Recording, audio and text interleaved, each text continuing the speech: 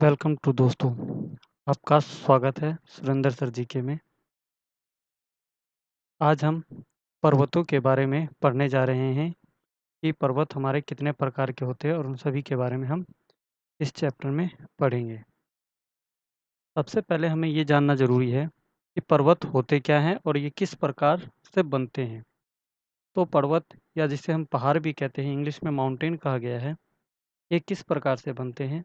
तो किसी भूमि के एक बड़े हिस्से के सीमित क्षेत्र में किसी भूमि के बड़े हिस्से के सीमित क्षेत्र में आसपास की भूमि ऊपर की ओर जब उठी हुई प्रतीत होती है, यानी कि उठी हुई सी लगती है जब वो भूमि, तो उसे हम क्या कहते हैं? पहाड़ कहते हैं।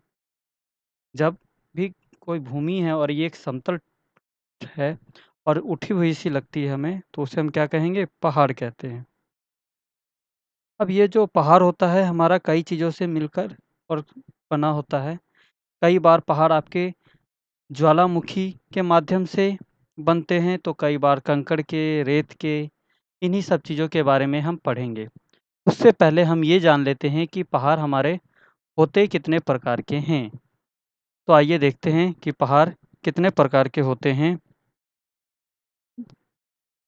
पहला है आपका ब्लॉक माउंटेन, जिसको हम हिंदी में ब्लॉक पर्वत भी कहते हैं। दूसरे नंबर पे आता है आपका अवशिष्ट पर्वत, जिसे हम रीशिड्यूल माउंटेन कहते हैं। तीसरा है आपका संचित पर्वत, जिसे हम एक्यूम्युलेट माउंटेन कहा गया है। और चौथा आता है वलित पर्वत, जिसे हम फोल्ड माउंटेन भी कहते हैं। तो ये 4 प्रकार होते हैं मेनली हमारे पर्वतों के। तो इनमें से हम एक-एक करके सभी पर्वतों के बारे में पढ़ेंगे। तो आइए हम पहले ब्लॉक माउंटेन, जिसे ब्लॉक पर्वत भी कहते हैं, उसके बारे में हम जानते हैं। तो ब्लॉक पर्वत, जैसा कि आप डायग्राम में देख रहे होंगे कि 2 अलग-अलग पहाड़ों के टुकड़े हैं जो और बीच में का हिस्सा धँसा हुआ है। इसे ही ब्लॉक माउंटेन कहते हैं। तो आइए देखते हैं। जब चट्टानों में स्थित भ्रंश, यानी कि जो ये धँसा हुआ हिस्सा है, इसे हम भ्रंश कहते हैं। तो भ्रंश के मध्य भाग नीचे धँस जाते हैं, यानी कि एक समतल सी भूमि है, प्लेन, और जब वो क्या होती है आपकी, धँस जाती है। जैसे ये आपकी एक समतल सी प्लेन भूमि है, समतल सी प्लेन भूमि है, और ये क्या हो जाए, बीच में धँस जाए, तो उसे हम क्या कहते हैं? भ्रंश कहते हैं। धँस जाती है। और ऊपर उठे हुए जो भाग होते हैं, वो क्या कहलाते हैं? आपके ब्लॉक कहलाते हैं। ठीक है? जो ऊपर उठे हुए भाग है, ब्लॉक कहलाते हैं, और बीच में धँसे वाले भाग को रिफ्ट घाटी कहते हैं। रिफ्ट घाटी कहा गया है। उदाहरण के लिए इसके कुछ उदाहरण हैं ब्लॉक माउंटेन के, जैसा कि आप देख रहे हैं black forest mountain. Black forest mountain क्या होता है? ब्लैक फॉरेस्ट माउंटेन जो कि आपका जर्मनी में है। दूसरा है सॉल्ट रेंज, जो आपका पाकिस्तान में है। अब इसमें अगर हमने देखा तो हमारे पास 2 शब्द निकल कर आते हैं ब्लैक माउंटेन में। एक होता है रिफ्ट घाटी और दूसरा होता है भ्रंश। तो रिफ्ट घाटी क्या होता है? तो जब ब्लॉक पर्वत के बीच का हिस्सा, जो पर्वत है यानी कि एक समतल भूमि है और उसके बीच का हिस्सा धँस जाता है, उसे हम रिफ्ट घाटी कहते हैं। और भ्रंश किसे कहते हैं? तो जब जो धँस गया और जो उठे हुए भाग जो हमें प्रतीत होता है भूमि का, उसे हम क्या कहते हैं? भ्रंश कहते हैं, जिसे हम फ़ॉल्ट माउंटेन भी कहा गया है हिंदी में। इसी तरीके से हम आगे चलते हैं और दूसरे माउंटेन के बारे में हम जानते हैं। तो पहला हमारा ब्लॉक माउंटेन था, जो ख़त्म हो गया, और ब्लॉक माउंटेन के उदाहरण हैं black forest, German salt range जो कि आपका पाकिस्तान में है। और इसमें सबसे ज़्यादा आपसे पूछा गया है कि भ्रंश घाटी किसे कहते हैं, यानी कि फ़ॉल्ट माउंटेन किसे कहा गया है? तो हमेशा ध्यान रखें, फ़ॉल्ट माउंटेन क्या होता है कि जो भूमि है उसके बीच का हिस्सा जब धँस जाता है और ऊपर उठे हुए भागों को हम क्या कहते हैं? भ्रंश कहते हैं। जबकि जो धँसी हुई भाग होता है, उसे हम क्या कहते हैं? आपका रिफट कहते हैं। जैसे ये आप देख रहे हैं तो ये आपका क्या हो गया, ऊपर की ओर जो उठे हुए हैं इन्हें हम क्या कहेंगे, भ्रंश कहेंगे, और नीचे की तरफ जो धँसा हुआ भाग है इसे हम रिफ्ट घाटी कहते हैं।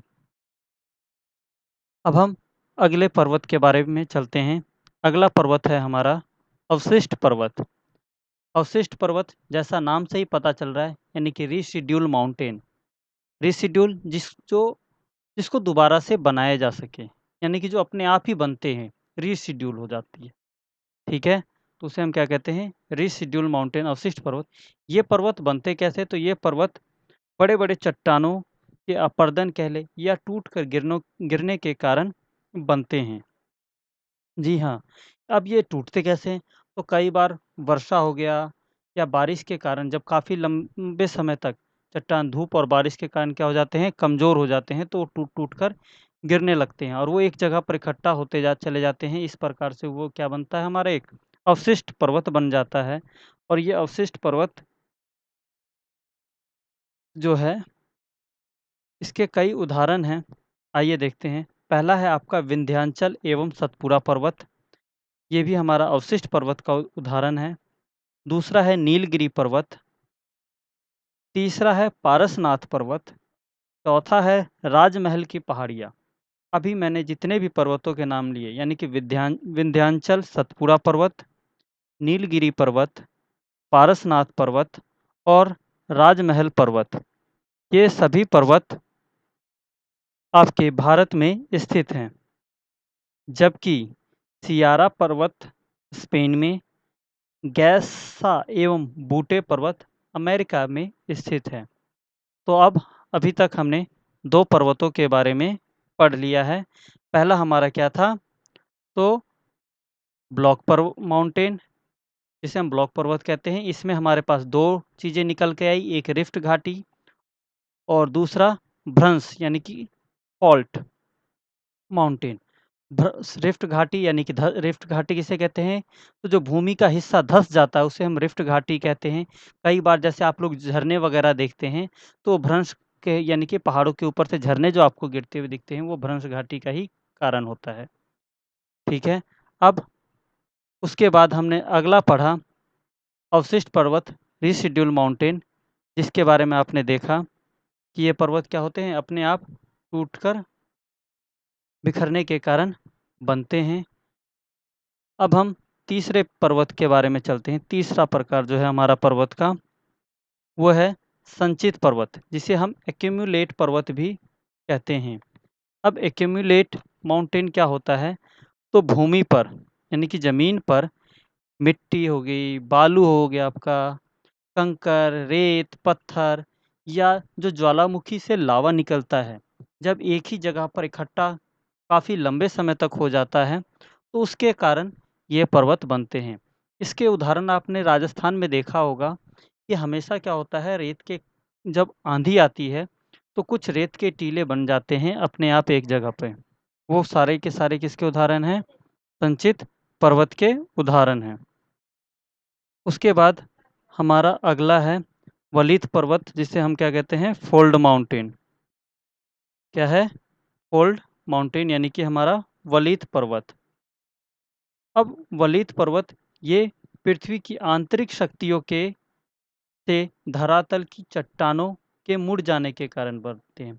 अब पृथ्वी की आंतरिक शक्तियों मतलब पृथ्वी के अंदर कई प्रकार की ऐसी आंतरिक संरचनाएँ होती हैं, जैसे हमारा साउथ प्लेट जो है वो उत्तर की तरफ जाए, औ तो उसके कारण क्या हो जाता है आपका, हिमालय पर्वत का निर्माण हुआ। क्योंकि आज जैसा कि आप जानते हैं, आज जहाँ पर हिमालय पर्वत है, वहाँ पर कई साल पहले क्या था, एक टेथिस सागर था।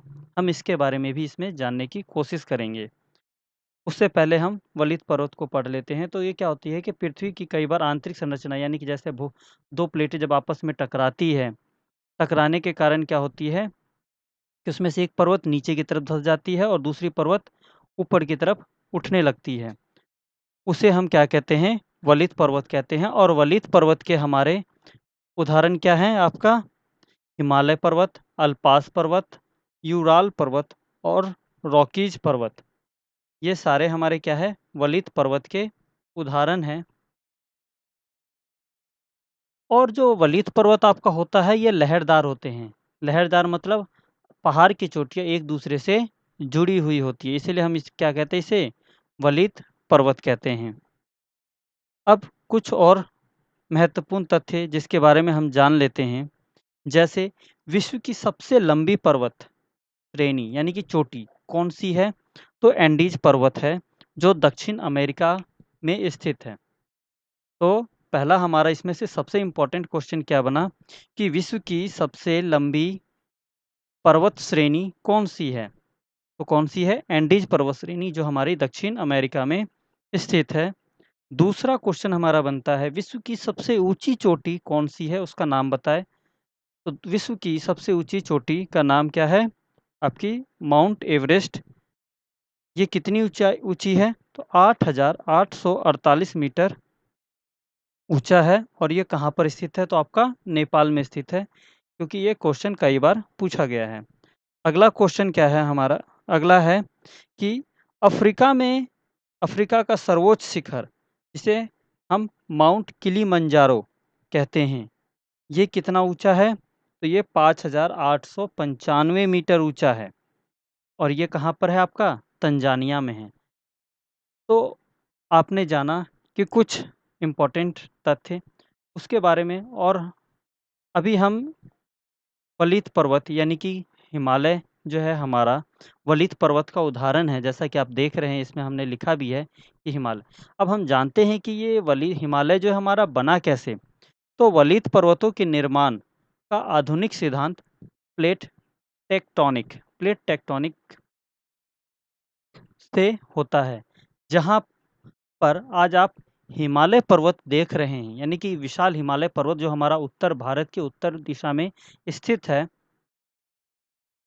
वहाँ पर कभी क्या होता था, एक विशाल सागर हुआ करता था। क्या हुआ करता था? एक सागर हुआ करता था और उस सागर का क्या नाम था? टेथिस सागर।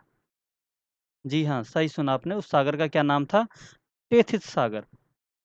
अब दक्षिण का जो पठार था, दक्षिण का पठार जब उत्तर की ओर जाने लगा, यानी कि नीचे जिधर दक्षिण हमारा कन्याकुमारी की तरफ हो गया, जब नीचे से ऊपर की तरफ जाने लगा जो हमारा प्लेट, तो जिसके कारण क्या हुआ? अधिक बल पड़ा और बल पड़ने के कारण क्या हुआ?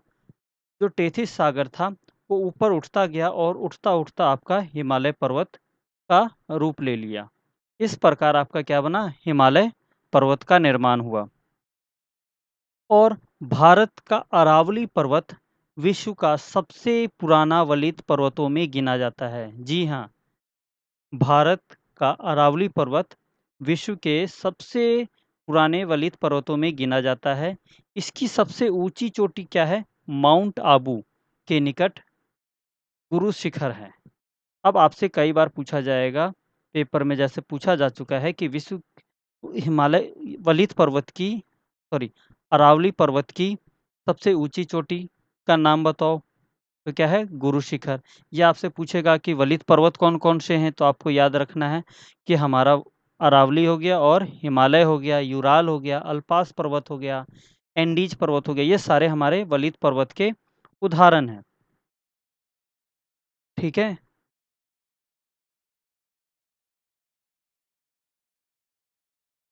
थैंक यू दोस्तों, वीडियो देखने के लिए। आपको हमारा चैनल कैसा लगा? प्लीज़ कमेंट में ज़रूर लिखें और हमारे चैनल को लाइक, शेयर और सब्सक्राइब करना ना भूलें, क्योंकि इससे हमें मोटिवेशन मिलता है और हम इससे भी बढ़िया अच्छे से अच्छे वीडियो बनाएँ और नए-नए टॉपिक लेके आएँ, जिससे आपकी जानकारी पूरी हो सके। और अगर आप किसी अन्य टॉपिक के बारे में कुछ जानना चाहते हैं, तो उसे भी लिखें, हम उस पर भी वीडियो ज़रूर बनाएँगे। Thank you.